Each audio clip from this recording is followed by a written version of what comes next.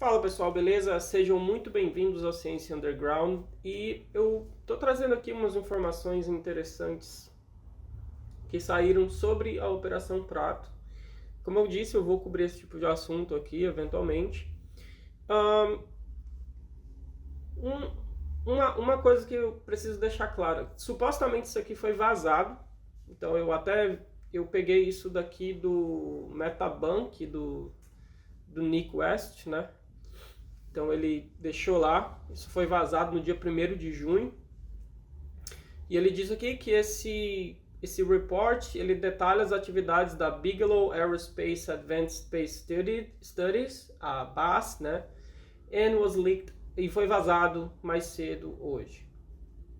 Daí eu peguei e baixei, e o que é interessante é que isso daqui fala sobre casos no Brasil. Isso aqui é muito mal feito, parece, né, tipo, que porra é essa?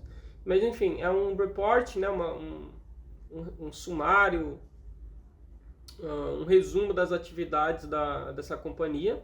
O Bigelow, para quem não lembra, ele é um empresário, né, e tudo mais. Ele tem aquela questão do ranch, do Skinwalk Ranch, o rancho em Skinwalker e tal, tem as coisas que acontecem lá estranhas, supostamente. E tem aqui uma tabela de conteúdos, isso se vocês verem, tem aqui, ó, Brasil, Projeto Colares Brasil, que é justamente a questão da Operação Prato. E tem várias coisas interessantes aqui, se a gente procurar por Brasil, né, com Z, vocês podem ver. Então, a primeira coisa interessante é que eles têm progresso sobre... Isso supostamente de 2009, né? Eles têm esse progresso em novas instalações da organização, né, dessa Bigelow Aerospace Advanced Space Studies. E eles dizem que underground vault, né, então seria alguma coisa debaixo do chão. The need for a highly secure underground vault operated by BSS became apparent in line with the BSS priority pursuits. Tá, eles perceberam que de acordo com as atividades que eles precisariam, eles teriam que fazer essa estrutura debaixo do solo e tudo mais, né? Para adquirir hardware recuperado e amostras biológicas do mundo corporativo e de indivíduos privados e grupos localizados em outros lugares, incluindo o Brasil. Não sei se isso foi para frente ou não, isso foi um reporte de 2009. Depois, ele vai falar aqui de vários países e tudo mais que essa organização estaria obtendo informações. E aí é a primeira vez aqui que falar sobre o Projeto Colares, né? Então, ele está dizendo que o Projeto Colares ele desenvolveu um plano para obter materiais e casos e arquivos do caso com a ajuda do DIA, deve ser Departamento de Inteligência, alguma coisa assim, de uma série de incidentes aeroespaciais, muitos dos quais causaram morte e injúrias a habitantes indígenas que ocorreram em Colares, na ilha de Colares, no norte do Brasil, em 1977, que é aquela questão da Operação Prato e tudo mais, né?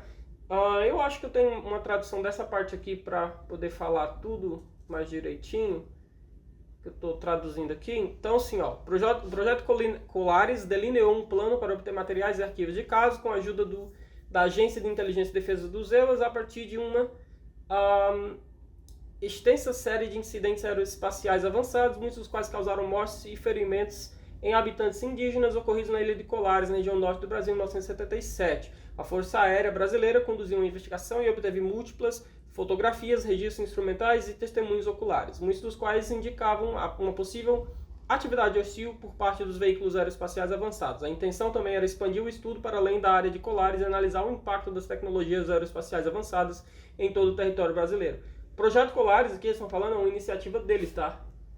De coletar essas informações, não é do Exército Brasileiro ou da Força Aérea Brasileira, nem nada. E ele diz que nas próximas sessões que constituem a parte principal desse report, esse report vai falar individualmente do progresso do dia 23 de julho, então 2009, em cada um desses 9 projetos separados que foram sumarizados acima, né? Eu estou pegando aqui só a parte do Brasil, mas tem de outros países também. Aqui ele vai repetir informações sobre a Operação Prato, né? E ele fala aqui um trecho interessante, né? Que ele descreve bem a Operação Prato. Isso aqui é na página... Qual que é a página? Página 188. Vamos ver se eu traduzi algo da página 188.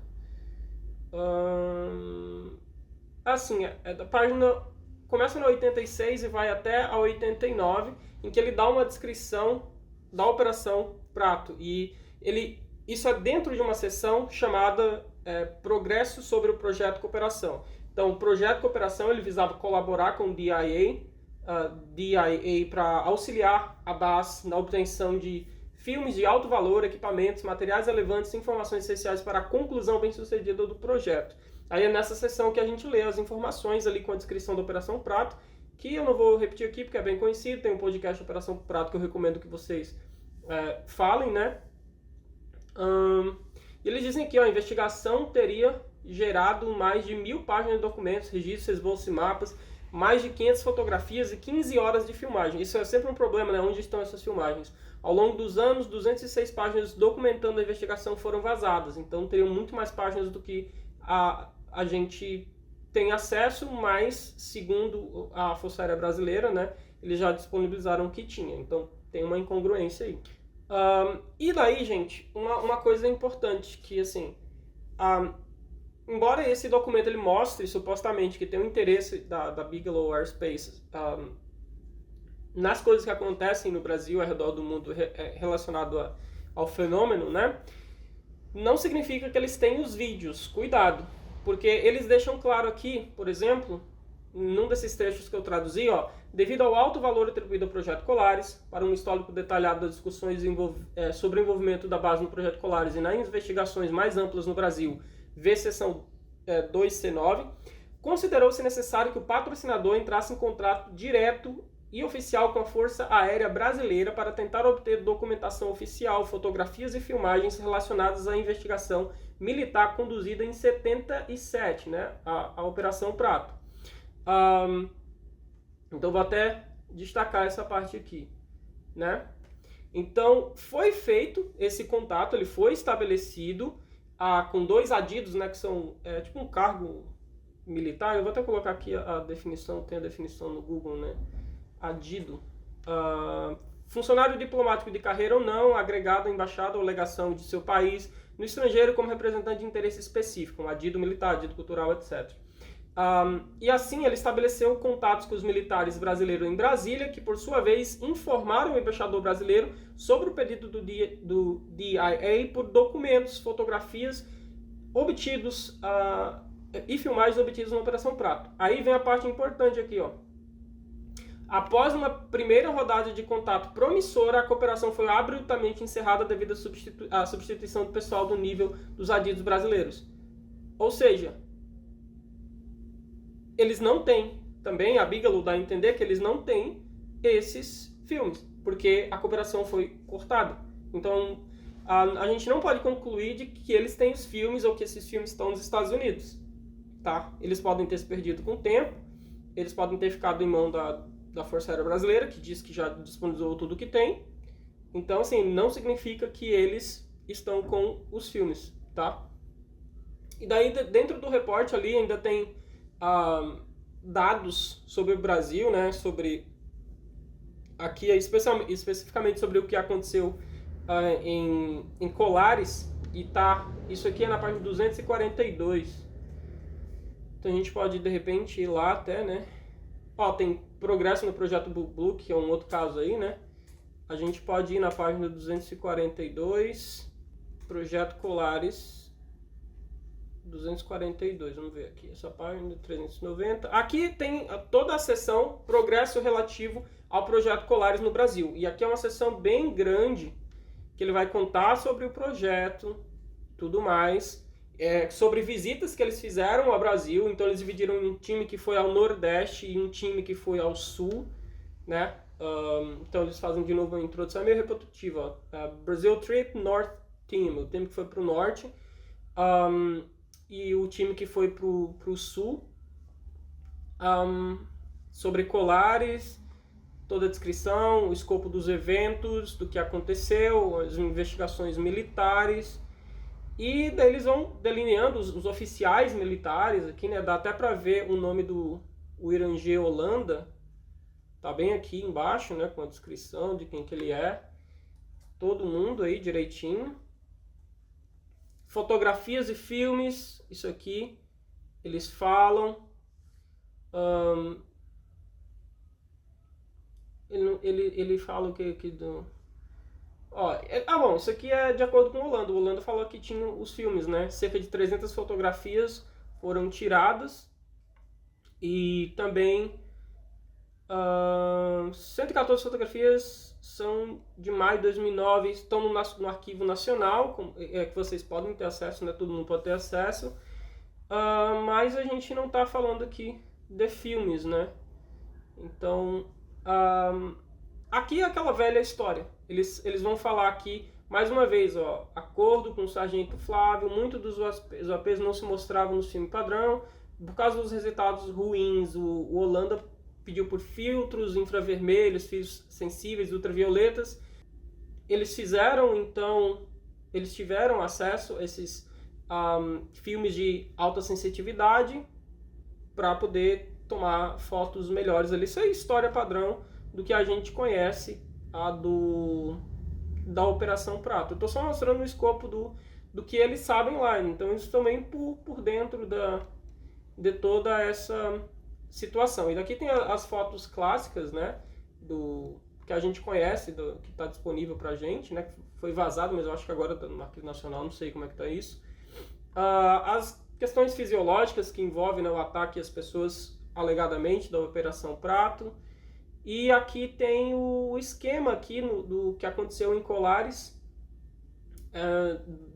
segundo aquela classificação do Jacques Vallée, né, de contatos. CE é contatos, é close encounters, né, de primeiro grau, segundo grau, terceiro, quarto, quinto grau. Então, é um relatório bem completo. E é interessante também, outra coisa interessante, é que eles estão por dentro de casos em outros lugares, né? Então, por exemplo, eles têm equipes que foram, tá aqui no norte, né? Mas foram no Ceará, então eles têm ufólogos aqui de Fortaleza. Eu sou do Ceará, para quem não sabe, né? Então, eles tiveram com essa galera, né? Conversaram com eles e tudo mais.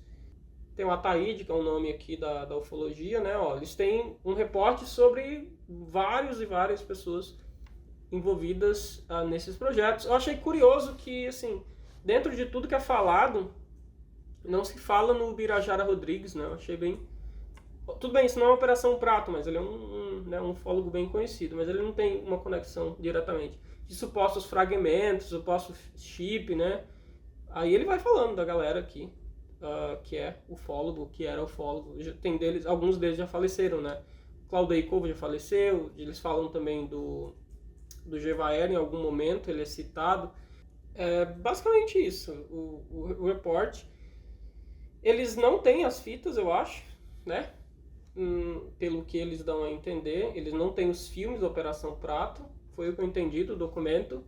Mas eles falam que eles têm coisas sobre Varginha também. Eles têm informações, né?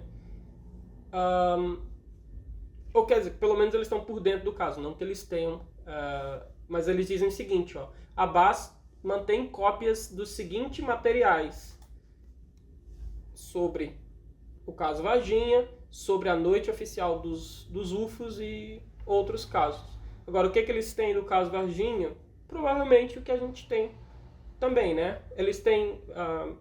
coisas do Bob Pratt, que veio aqui investigar a questão de Colares e tudo mais, no norte do Brasil. Então, assim, vocês podem dar uma olhada aí nesse report. Ele é interessante porque mostra que essa companhia, se isso aqui for autêntico, mostra que essa companhia estava interessada nessas coisas, mas